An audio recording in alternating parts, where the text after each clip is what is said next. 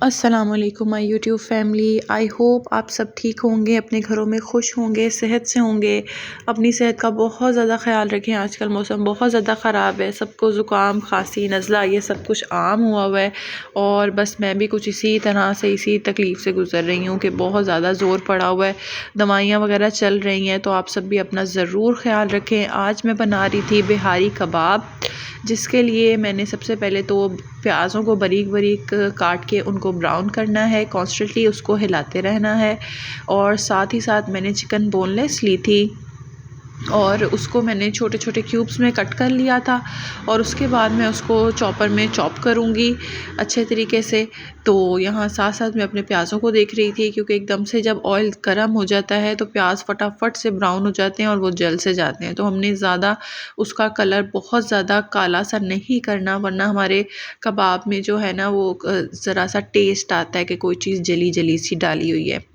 तो बस यहाँ पर मेरा ये चॉपर बहुत ज़्यादा अच्छा है। ये एनक्स का चॉपर है और ये बहुत ही अच्छा है और क्वालिटी वाइज भी ये बहुत अच्छा है। आई गेस अब इसकी प्राइस 15 to 20,000 तक की हो चुकी है। तो ये बहुत ही ज़्यादा अच्छा है। इसमें कीमा, चिकन और शामी कबाब का मसाला, मतलब बहुत अच्छे तरीके से ये हर चीज़ को चॉप करता है। तो मैंने इसमें अपनी चिकन को अच्छे तरीके से मिन्स में कर लिया था, कीमा बना लिया था उसका। और उसके बाद यहाँ पर मेरे जो प्याज थे वो ब्राउन हो गए थे। तो बस मैं इसको कॉन्स्टेंटली हिला रही थी, क्योंकि बीच बीच में कुछ कुछ जो वाइट वाइट रह गए थे, मैं चाह रही थी कि उन पे भी थोड़ा सा गोल्डनिश सा कलर आ जाए। उसके बाद मैंने इसको एक छन्नी में, बड़ी सी मेरे पास एक छन्नी है, उसमें मैंने सारा ऑयल जो था वो छान लिया था और इसको एक टिश्यू पेपर में निकाल लिया था, ताकि जो बाकी ऑयल रह गया वो भी टिश्यू एब्जॉर्ब कर ले और ये थोड़ी से ड्राई हो जाए। उसके बाद मैंने अपना जो चिकन का कीमा किया है उसको मैंने एक बोल में निकाल लिया था, अच्छे तरीके से उसको साफ़ कर लिया था बर्तन को। और ये निकालने के बाद हम इसमें जो ऐड करेंगे वो ब्रेड भी ऐड करेंगे। तो मैंने इसमें ली थी अपने 2 स्लाइस मैंने ब्रेड के लिए थे और उसको भी मैंने अच्छे तरीके से जो है ना ब्रेड क्रम्स की शेप में कर लिया था। तो उसके मैंने इसी में सेम चॉपर में बहुत अच्छे ब्रेड क्रम्स भी बनते हैं। तो आप चाहें तो अगर आपके पास रेडीमेड ब्रेड क्रम्स पड़े हुए हैं तो आप वो भी ऐड कर सकते हैं, लेकिन मैं ज़्यादातर प्रेफर करती हूँ कि घर में ही मैं ये बनाऊँ।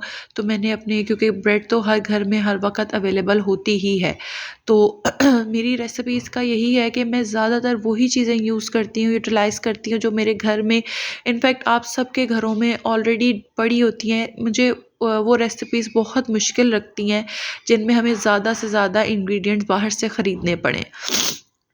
तो बस अब इसमें ब्रेड क्रम्स ऐड करके मैंने इसको अच्छे तरीके से ब्रेड क्रम्स को पहले मिक्स कर लिया था, ताकि ये एक ही फॉर्म में आ जाएं। उसके बाद हम इसमें ऐड करेंगे लहसुन। मैंने 3 जो लहसुन के लिए थे, इसका छिलका उतार लिया था और हम इसको कद्दूकश कर लेंगे। छोटे छोटे पीस मैं इसलिए नहीं करी क्योंकि हमने इसको अब पकाना है, फ्राई करना है। तो इसलिए उसमें छोटे छोटे पीस जो हैं वो कच्चे ना रह जाए, मुँह में ना आए, क्योंकि अगर हम कद्दूकश करते हैं तो वो इतने बारीक होते हैं कि वो पक भी आसानी से जाते हैं और अच्छे तरीके से हमारे कीमे में मिक्स हो जाएंगे। तो मैंने इसके लिए लिया था ये शान का बिहारी कबाब मसाला। ये मेरा पूरा ऐड नहीं हुआ था, आधे से थोड़ा सा ज़्यादा ऐड हुआ था और बाकी मैंने संभाल लिया था। तो ये आपने ना, अच्छा कुछ लोग होते हैं वो टेस्ट नहीं कर पाते, जैसे कोई कच्ची चीज़ है, जैसे ये चिकन का कीमा है या दूसरा कीमा होता है, वो कच्चा ऐसे टेस्ट नहीं करते, लेकिन मैं अपनी ज़बान की टिप पे रख के ना थोड़ा सा टेस्ट कर लेती हूँ, क्योंकि ऑब्वियसली आप इतनी मेहनत कर रहे हो, एक चीज़ बना रहे हो, तो अगर आप वो टेस्ट ही नहीं करोगे और उसको फिर कोई नमक मिर्च ज़्यादा या कम हो तो आपकी वो सारी मेहनत ज़ाया हो जाती है। तो इसलिए मैं ज़रूर टेस्ट कर लेती हूँ। तो मैंने इसमें फिर मसाला ऐड किया, मैंने अपने ब्राउन किए हुए प्याज ऐड किए और योगर्ट ऐड की। ये योगर्ट भी मैंने आपको बताया हुआ है कि मैं घर में ही जाग लगाती हूँ और घर में ही योगर्ट भी मैं बनाती हूँ। तो और मेरे पास ना एक बहुत ही अच्छा मेरी अम्मी ने मुझे दिया, छोटा सा हॉट पॉट है। तो पहले तो हम स्टील की पतीलियों में भी जमाते हैं दही, उसको अच्छे तरीके से 3-4 नैपकिन्स और टॉवल्स में रैप करके, लेकिन ये जो हॉट पॉट है ना, उसका ये फ़ायदा है कि आपको इतनी ही ज़्यादा चीज़ों में रैप नहीं करना पड़ता।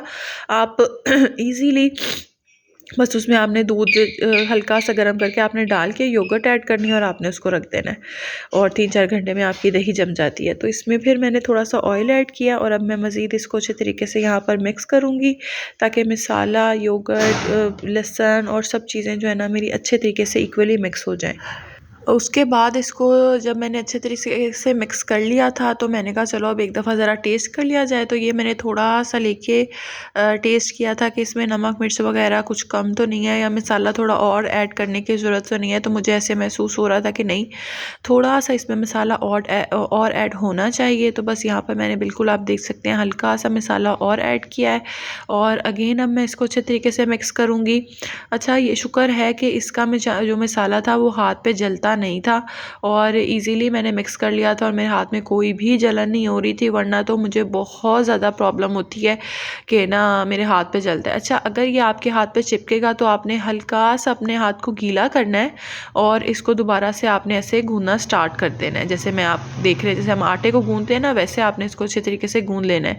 क्योंकि अगर कहीं पे भी ऐसे लम्स बन जाए ना मसाले के, वो एकदम से मुंह में इतना ज़्यादा मसाला का आ जाए, तो वो बहुत ज़्यादा ना बुरा लगता है और सारा टेस्ट भी ख़राब होता है। तो जो मेरा बाकी मसाला बच गया था उसको मैंने अच्छे तरीके से रैप करके नेक्स्ट टाइम के लिए सेव कर लिया था। अब मैंने एक प्लेट में थोड़ा सा पानी लिया था और इसको शेप देना स्टार्ट किया था। मैंने बहुत ज़्यादा बड़ी शेप भी नहीं दी थी, बहुत मोटे भी नहीं बनाए थे, तो बस नॉर्मल साइज़ के थोड़े बारीक से बनाए थे। तो ये मेरे अच्छे क्वांटिटी में बन गए थे। लाइक आई गेस ये मेरे 15 to 16 कबाब्स बन गए थे।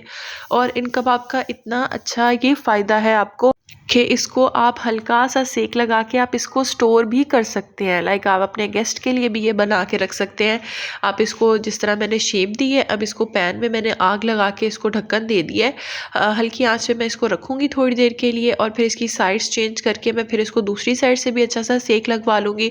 उसके बाद आप इसको किसी भी अपने जो बॉक्सेस होते हैं उसमें आप डाल के इसको आप स्टोर कर सकते हैं, मेहमानों के लिए रख सकते हैं, नेक्स्ट टाइम के लिए बना के आप रख सकते हैं। देखिए, अब इसके अच्छे से ये इक्वली दोनों साइड से ब्राउन हो गया। अब मैं इसको निकाल लूँगी। अब अगर आप इसको स्टोर करना चाहते हैं, आप इसको फ्रीज़ कर लें और जब भी आपने यूज़ करना हो आप इसको निकालें और फ्राई करें, और आपकी एक बहुत ही ज़्यादा क्विक और होममेड आपका स्नैक जो है वो रेडी हो गया। आप इसको एज अ डिनर में भी इस्तेमाल कर सकते हैं। कोई गेस्ट आ जाए तो आप उनके आगे भी सर्विंग के लिए, ये बहुत ही मज़े के बने थे, बहुत ज़्यादा। लिटरली तारीफ़ करने की बात है कि अपनी तारीफ़ करने की बात नहीं है, लेकिन लिटरली ये बहुत ज़्यादा यमी बने थे।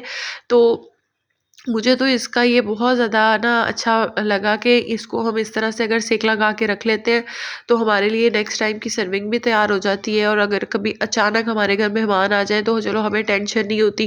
क्योंकि अगर आप बाहर से चीज़ें ख़रीदें ना, ये कैनन्स वगैरह की ये चीज़ें चलो अपने यूज़ तक के लिए तो फिर भी ठीक है, लेकिन अगर ऐसे आपकी ज़्यादा मेहमान आ जाए तो उनके लिए आप फ्राई करो तो वो तो आपका एक दफ़ा में आपका पूरा डब्बा जो है ना वो ख़त्म हो जाता है। तो जो आप घर में चीज़ बनाते हो उसमें मुझे लगता है वैसे ही अल्लाह ताला बरकत भी डाल देता है। वो वैसे ही एक तो होममेड चीज़ है, आपको पता है आपने खुद अपने हाथ से साफ़ सुथरी सी चीज़ बनाई है और वो बन भी ज़्यादा क्वांटिटी में जाती है। तो जो रोल समोसे वगैरह ये चीज़ें होती है ना, ये तो मैं ज़रूर घर में ही बना के रखती हूँ। ये मैं कभी भी KNNs वगैरह की नहीं खरीदती। हाँ, जो दूसरी चीज़ें हैं, पैटीज़ हैं या वो हॉट टेंडर्स वगैरह या बच्चों के नगेट्स, बच्चों के नगेट्स मैंने इतनी दफ़ा घर में बनाए हैं और मैंने सबको टेस्ट कराया और सब कहते हैं कि हाँ, मतलब बिल्कुल ही 19-20 टेस्ट का फ़र्क लग रहा है इसमें ना। मैंने मतलब डिफरेंट रेसिपीज़ से मैंने ट्राई करके मैंने बच्चों के लिए बनाए हैं, लेकिन बच्चे घर के नगेट्स नहीं खाते। मुझे बिल्कुल ये इनका लॉजिक समझ नहीं आता कि क्या कोई नशा डाला हुआ है इन्होंने केएनएन्स वालों ने, या जो ये बाहर के नगेट्स बच्चे खा लेंगे लेकिन घर के बने हुए ना इनको फ़ौरन टेस्ट का पता लग जाएगा कि कोई फ़र्क है। और मैंने भी खाया और मुझे था कि यार 19-20 फ़र्क है, इसमें कोई इतना बड़ी रॉकेट साइंस नहीं है कि बिल्कुल ही आपको कि बिल्कुल ही ऑपोजिट टेस्ट है, कि ऐसे ही होते हैं नगेट्स। लेकिन नहीं, वो मेरे बच्चे नहीं खाते तो इसलिए वो मुझे बाहर से ही लेने पड़ते हैं। वो ये लोग फन नगेट्स खाते हैं तो मैं वही ख़रीदती हूँ कि ज़ाहिर है बच्चों ने जो खाना है फिर आप वही बाय करते हो। तो लेकिन हाँ, मेहमानों के लिए जो चीज़ें यूज़ होनी है, जो स्नैक्स आपने सर्व करने हैं, वो मैं ज़रूर कोशिश करती हूँ कि वो मैं घर में ही बनाऊँ, ताकि वो एक तो आप वैरायटी भी बना लेते हो, मुझे कुछ शौक भी है डिफरेंट एक्सपेरिमेंट्स करने का चीज़ों के साथ, तो वो फिर मज़ा आता है बनाने का भी। तो ये देखें, ये अब मेरे मज़ेदार से, आपको देखें शक्ल से आपको पता लग रहा होगा कि ये बहुत ही yummy ready to fry, ready to eat आपके बिहारी कबाब हो गए हैं तैयार। इनको मैंने डॉन के पराठों के साथ सर्व किया था, साथ मैंने इमली की चटनी बनाई थी, सिरके वाले प्याज बनाए थे, हरी चटनी बनाई थी, बहुत ही मज़ा आ गया था। अच्छा, ये मैंने आप लोगों से पहले भी एक दफ़ा जिक्र किया था कि मैंने दराज से ऑर्गेनाइज़र्स ऑर्डर किए थे, तो फाइनली मुझे टाइम मिल गया था इनको सेट करने का। तो एक ऑर्गेनाइज़र में मैंने अपनी सारी जो चादरें वगैरह थी वो सारी सेट कर दी थी, और दूसरे को मैंने अपना डायपर बॉक्स बना लिया था। तो ये डायपर्स मैं लेती हूँ मैंने, अच्छा ज़ुहा के लिए भी यही डायपर्स यूज़ किए हैं, सुबहान के लिए भी मैं यही डायपर्स यूज़ करती हूँ। द बेस्ट के नाम से ये डायपर्स हैं, और लिटरली ये अपने नाम के साथ ना इंसाफ करते हैं कि वाकई ये बेस्ट डायपर्स ही हैं। पैम्पर्स के रेट के अकॉर्डिंगली इनका रेट काफ़ी कम है। वैसे तो अगर देखा जाए तो ये भी एक्सपेंसिव ही हो गए हैं, लेकिन ये बहुत ही सॉफ्ट है, बच्चे की स्किन पे रैश नहीं करते, इनकी जो चिपकन है वो भी बहुत अच्छी है, लीक नहीं करता पैम्पर। तो ये बहुत ही मेरे बच्चों को पैम्पर सूट किया है, तो मैंने यही पैम्पर इनके लिए हमेशा से यूज़ किया है, ज़ुहा के लिए भी और सुबहान के लिए भी। और ये ऑल साइज़ में आता है, 0 to XXL में। तो मैं ये डायपर्स मैं ज़रूर रिकमेंड करूँगी, अगर आपके करीब से ये मिलते हैं तो आप ये ज़रूर बाय करें, और ये इनकी क्वालिटी बहुत ज़्यादा अच्छी है।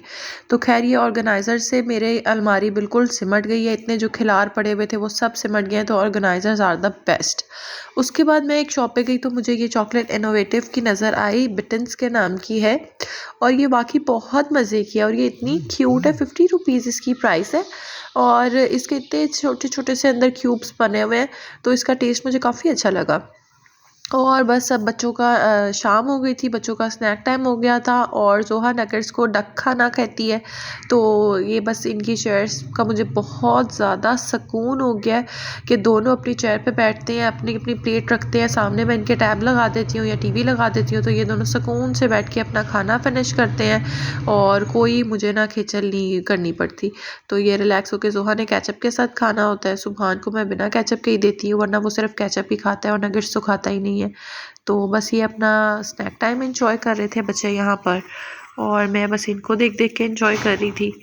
और ये मैंने कुछ चीज़ें ऑर्डर की थी कैनन्स की वेबसाइट से, तो इन्होंने काफ़ी फ़ास्ट डिलीवरी दी।